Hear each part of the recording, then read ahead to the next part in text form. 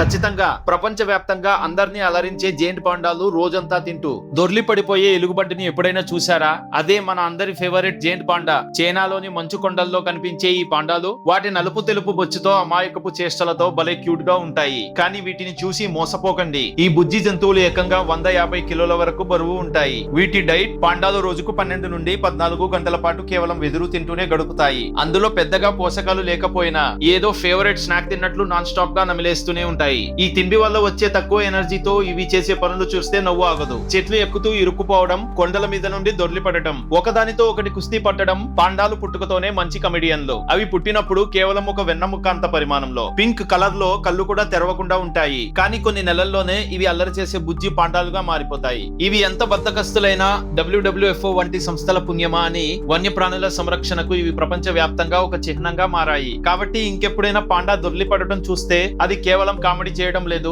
తన లైఫ్ ని ఫుల్ గా ఎంజాయ్ చేస్తోందని గుర్తుంచుకోండి.